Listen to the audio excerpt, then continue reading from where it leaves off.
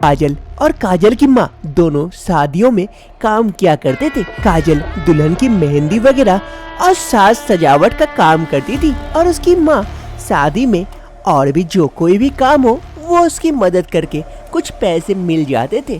काजल और उसकी माँ काफी गरीब परिवार से थे। जैसे तैसे काजल और उसकी माँ का पेट चल जाता था। काजल इन बड़े बड़े शादियों में आकर उसके मन में भी एक शौक आ गया था। माँ, मेरा एक शौक है, क्या वो पूरा हो सकता है कभी? अरे क्या बेटी, अब तेरा क्या शौक है, शादी करने का? अरे नहीं माँ, मेरी भी शादी बड़े ही धूमधाम से हो और शादी से पहले एंगेजमेंट हो। अरे बेटी, हम लोग तो गरीब हैं, हम लोग इतने ताम झाम से तेरी शादी कैसे कर पाएंगे? तो क्या माँ, मेरा ये शौक कभी पूरा नहीं होगा? अरे बेटी, कह नहीं सकते, ऊपर वाला ने चाहा तो जरूर पूरा होगा। काजल और उसकी माँ सुषमा देवी का एक छोटा सा मिट्टी का घर था। सुषमा देवी सुबह सुबह चाय बना रही थी, तभी काजल तैयार होके आती है। अरे माँ, क्या कर रही हो? चाय बना रही हो? मैं कॉलेज जा रही हूँ। अरे बेटी, चाय तो पीती जा। अरे नहीं माँ, आज लेट हो गई हूँ, बाद में आके पीती हूँ। ये कहते हुए काजल जल्दी जल्दी कॉलेज की ओर निकल जाती है। एक रोज एक आदमी कॉलेज के बगल से गुजर रहा था, तभी अचानक से सर चकराकर वहाँ पर गिर पड़ता है और बेहोश हो जाता है। कॉलेज के अगल बगल जो भी स्टूडेंट थे, जो भी उसे देखते हैं, दौड़कर उसके पास पहुँच जाते हैं। अरे देखो देखो, कौन गिर गया, शराब पी के शायद गिर गया है। अरे हाँ, चलो चलो जल्दी से इसका वीडियो निकालते हैं, देखना हमारे सोशल मीडिया में काफी व्यूज आएंगे। फिर सभी कोई उस आदमी को घेर लेते हैं और वीडियोस निकालने लगते हैं अपने सोशल मीडिया पर पोस्ट करने के लिए। आप लोग देख सकते हैं, यहाँ पर एक शराब पीता हुआ आदमी गुजर रहा था और यहाँ पे गिर पड़ा है। आप लोग देखिए और लाइक करें जल्दी से जल्दी। सभी कोई अपने अपने फोन निकालकर उस आदमी का वीडियोस निकालते हैं और अपने सोशल मीडिया पर पोस्ट करते हैं। तभी उधर से काजल कॉलेज के लिए आ रही थी। वो दूर भीड़ देखकर जल्दी से उसके नजदीक पहुंचती है। आकर देखती है एक आदमी बेहोश पड़ा है और सभी कोई सोशल मीडिया पर उसका फोटो निकाल रहे हैं और पोस्ट कर रहे हैं लाइक के लिए, लेकिन उसकी मदद कोई नहीं कर रहा है। काजल जल्दी से उस आदमी के पास आती है, उसे उठाने की कोशिश करती है। अंकल जी, उठिए अंकल जी, क्या हो गया आपको? उठिए। अरे तुम लोग क्या कर रहे हो? सोशल मीडिया में थोड़े से लाइक के लिए ऐसे कोई वीडियो बनाता है, इसकी मदद करो। देखो क्या हुआ है, नहीं हुआ है, इसे हॉस्पिटल लेके जाना होगा। अरे हम मदद नहीं कर सकते हैं, तुम ही करो। ये शराब पी के गिर गया, शायद फिर झमेला होगा, पुलिस आएगी। तुम ही करो मदद, हम नहीं कर सकते हैं। कोई भी काजल की और उस आदमी की मदद नहीं करते हैं। अरे चलो चलो, हमें क्लास के लिए देरी हो रही है, जल्दी चलो। फिर जितने भी कॉलेज स्टूडेंट थे सभी कोई वहाँ से चले जाते हैं। अरे सभी कोई चले गए, अब मैं क्या करूँ, किससे मदद मांगू? एक काम करती हूँ, एम्बुलेंस में फोन लगाती हूँ, फिर मैं इसे हॉस्पिटल में एडमिट कर देती हूँ। फिर काजल एम्बुलेंस को फोन करती है। कुछ ही समय में एम्बुलेंस वहाँ पहुँच जाता है। फिर उस आदमी को काजल अपने साथ हॉस्पिटल की ओर लेके जाती है। यह है रवि, एक बहुत ही बड़े कंपनी का मालिक। रवि के पिता के उम्र होने के बाद अब सारा कंपनी का भार रवि के ऊपर ही है। सारा कंपनी रवि ही संभालते हैं। रवि के पास एक फोन आता है और फोन से पता चलता है उसके पापा का एक्सीडेंट हो गया है। रवि और कुछ नहीं सोचता है, वो जल्दी से हॉस्पिटल की ओर भागता है। रवि अपने पापा विजेंद्र की ऐसी खबर सुनकर जल्दी से हॉस्पिटल दौड़े दौड़े पहुंच जाता है। अरे पापा, कहाँ है पापा? आप कैसे हैं? अरे डॉक्टर साहिबा, पापा आप कैसे हैं? क्या हुआ था इन्हें? अरे चिंता मत कीजिए, अभी आपके पापा खतरे से बाहर हैं। मैं दवाई वगैरह दे दी हूँ, वो ठीक हो जाएंगे। अरे थैंक यू डॉक्टर साहिबा, आपका बहुत बहुत धन्यवाद। अरे धन्यवाद करना है तो इस लड़की का कीजिए जो आपके पापा को सही समय पर हॉस्पिटल लेके आए, वरना नहीं पता क्या हो जाता। अरे थैंक यू आप। मैं काजल। थैंक यू काजल जी, आपने मेरी पापा की जान बचाई और इतनी मदद की हमारी। अरे कोई बात नहीं है, आपके पापा की जगह कोई भी होते तो मैं उनकी मदद करती।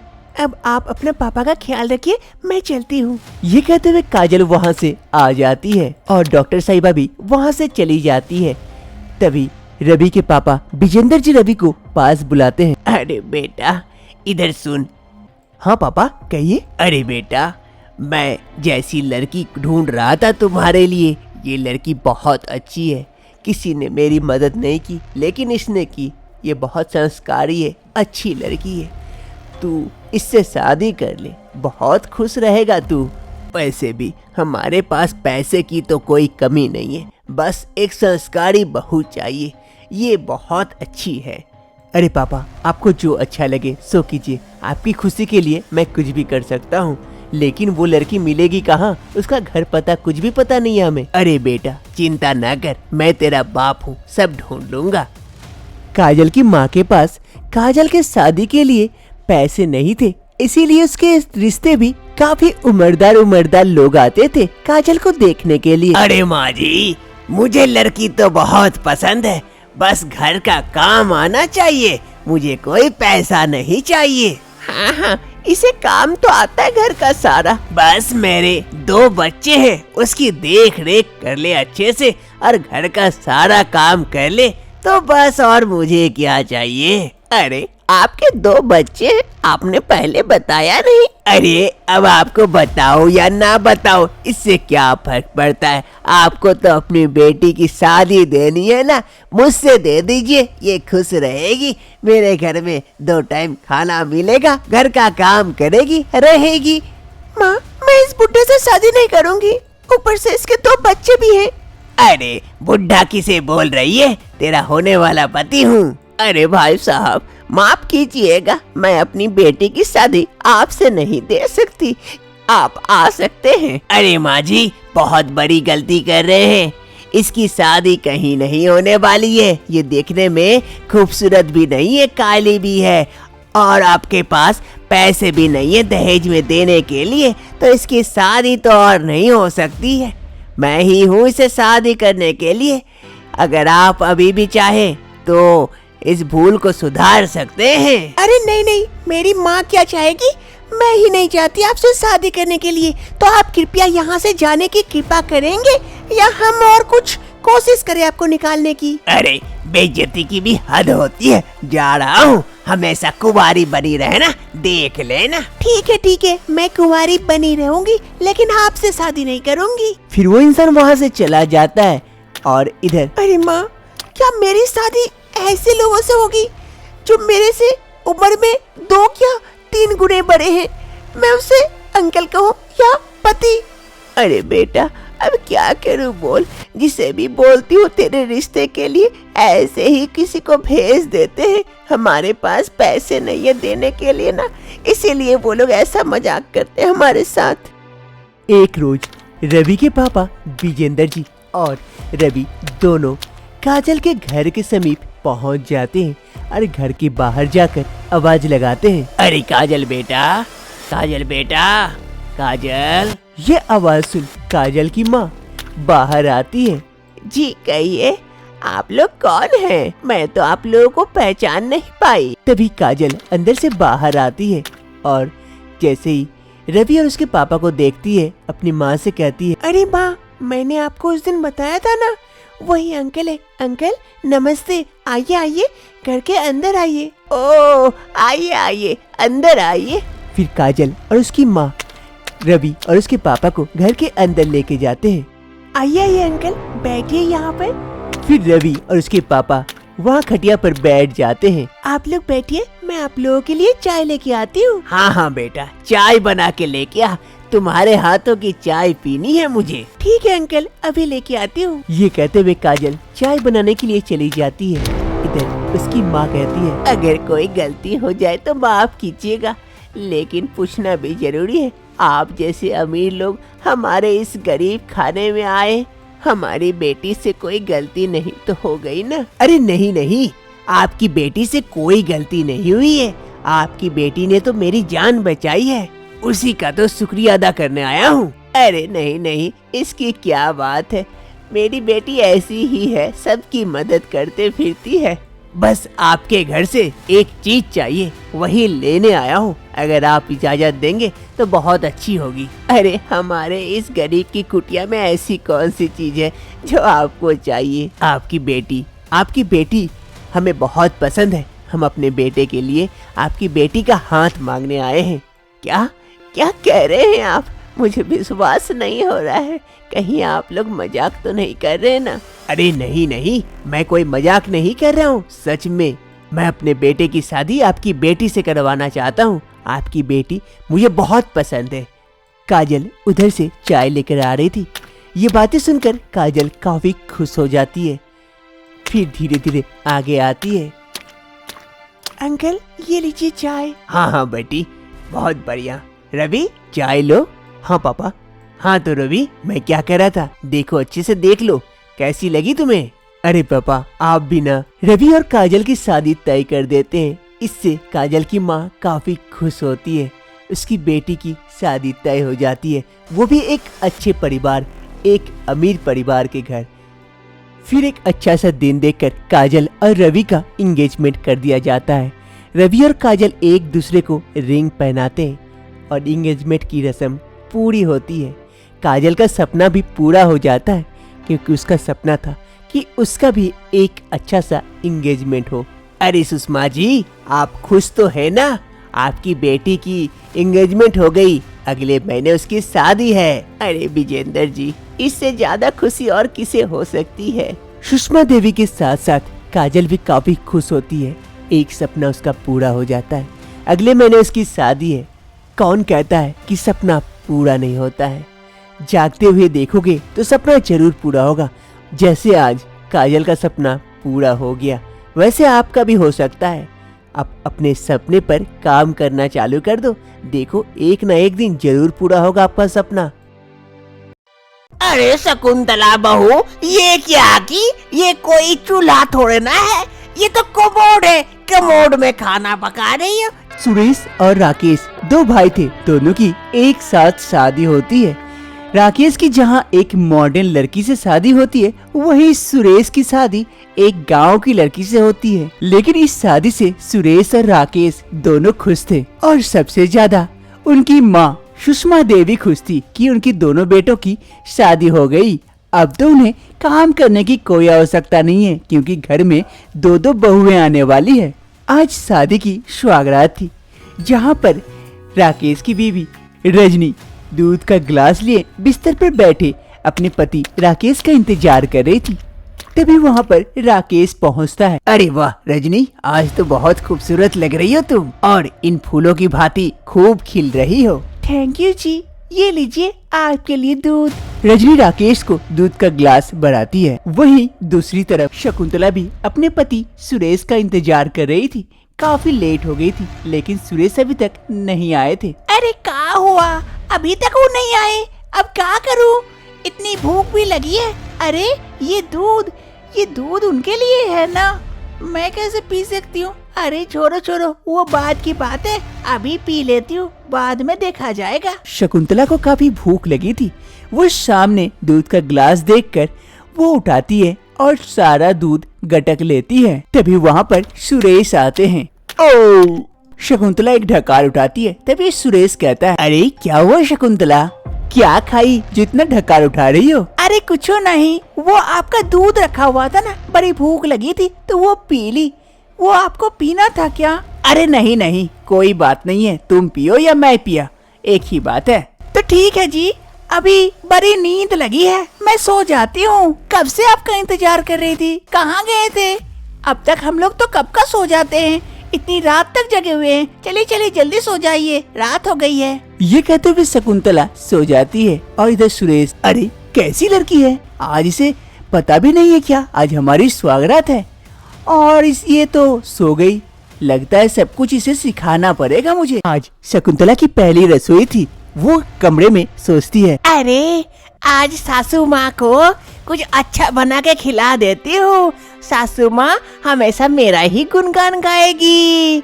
आज मेरी पहली रसोई है, जल्दी जाती हूँ, वरना रजनी आ जाएगी तो मैं क्या बनाऊंगी। फिर शकुंतला जल्दी जल्दी से रसोई की ओर जाती है। शकुंतला जल्दी जल्दी से रसोई आती है कुछ बनाने के लिए।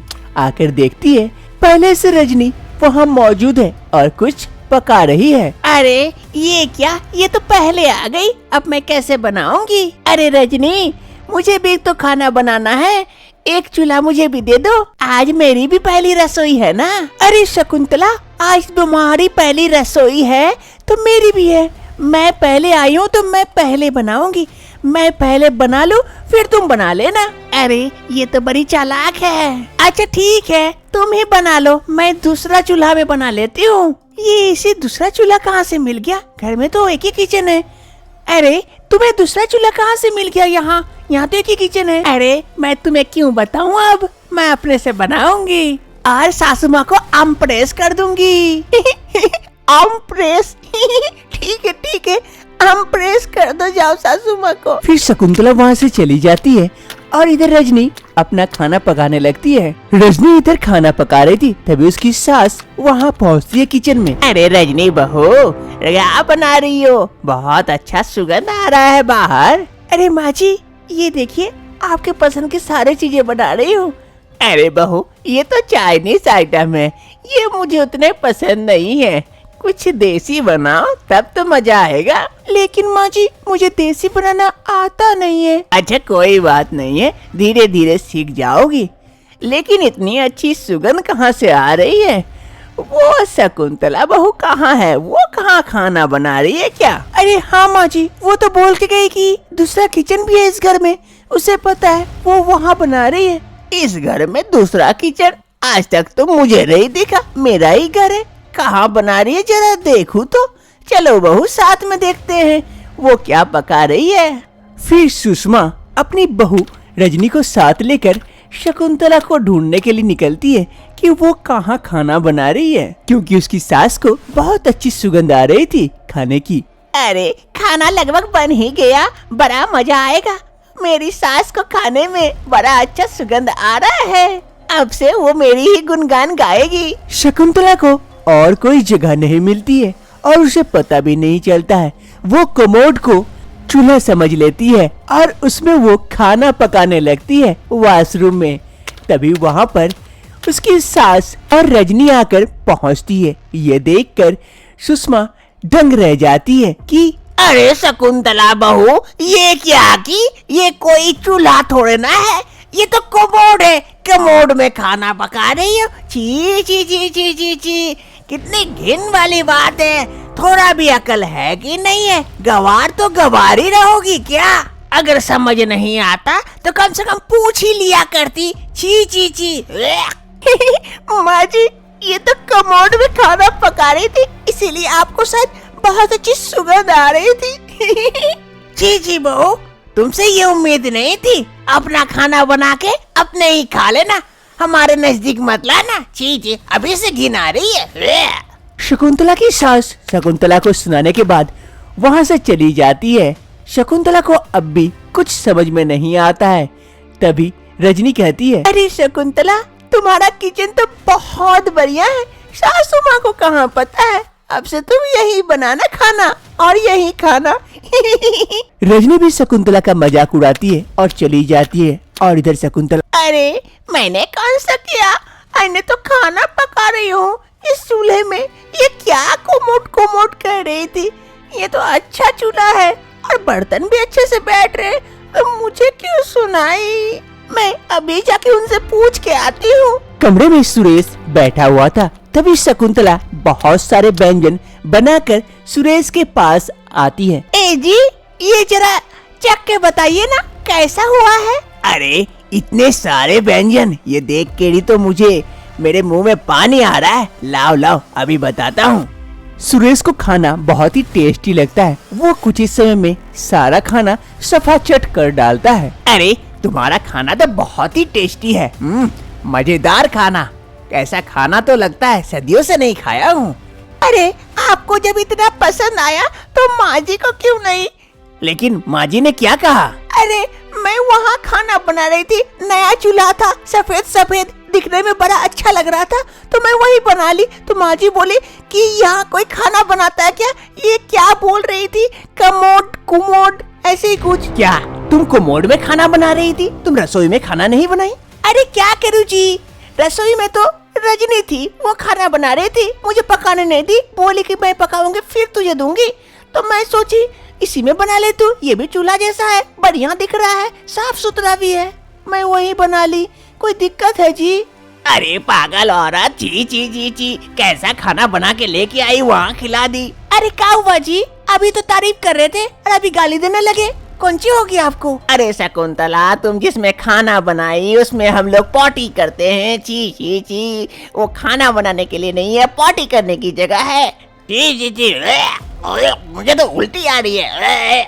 आईना से कोई काम करने से पहले मुझसे पूछ लेना कम से कम। ये तो गवार ही रहेगी। ये कहते हुए सुरेश वहाँ से चला जाता है और इधर शकुंतला, अरे ये मैं क्या कर दी? चीची, वो पॉटी करने की जगह थी, इतना साफ सुथरा। मुझे तो कुछ और लगा। ची, मैं भी क्या कर दी? अब क्या करूं? अब तो मुझे ही घिन आ रही है वहाँ जाने में। दूसरी रोज शकुंतला की सास शकुंतला को किचन लेके आती है। अरे शकुंतला बहू, देख ले, ये से कहते हैं किचन, रसोई। अब तुमको यही खाना बनाना है। अगर ऐसा कहीं भी दिख जाए वहाँ खाना नहीं बनाना है, कोई भी हालत में यही बना के खिलाना। अब इधर उधर मत जाना मेरी माँ। अरे ठीक है सासू माँ, मैं अब यही बनाऊंगी खाना और आपको बहुत अच्छा खाना खिलाती हूँ आज बना के। सास सुषमा ये कहने के बाद वहाँ से चली जाती है और इधर शकुंतला आकर किचन में खाना बनाने लगती है। शकुंतला रसोई में बहुत सारे व्यंजन बनाती है खाने के लिए। आज तो सासू माँ खुश हो जाएगी ये खाना खा के।